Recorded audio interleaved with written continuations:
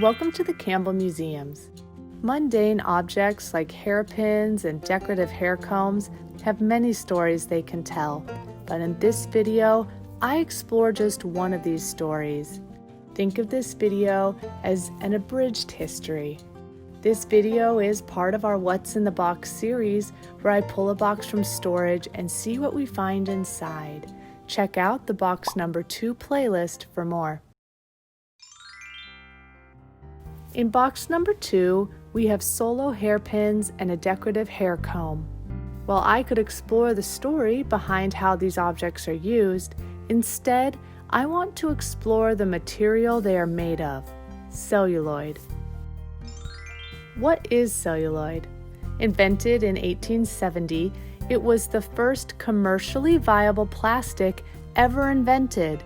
Celluloid is technically a trade name like Band-Aid or Kleenex, but it is used to refer to a group of plastics that are created by mixing nitrocellulose, a highly flammable compound, with camphor, which comes from the wood of the Cinnamomum camphora, a species of evergreen tree.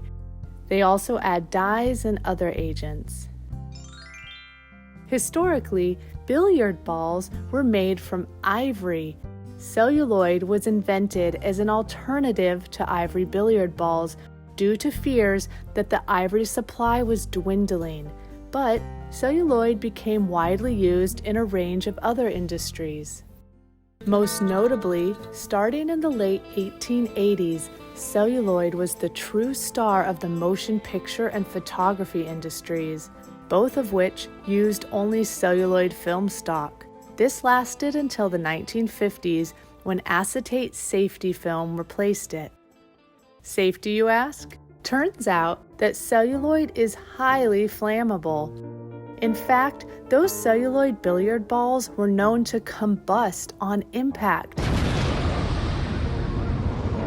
Unfortunately, due to celluloid film being so flammable, the great majority of films produced during the early 20th century are thought to have been lost either to self-catalyzed disintegration or through studio warehouse fires.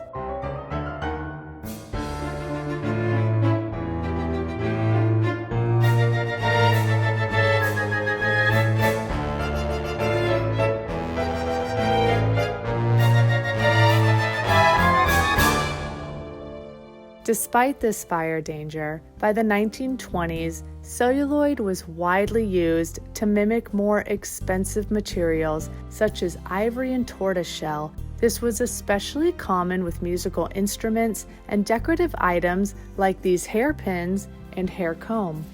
Using plastic to mimic animal products was also much more ethical, as it did not require killing tortoises or elephants for materials. But in the 1920s, cost saving was the real motivator.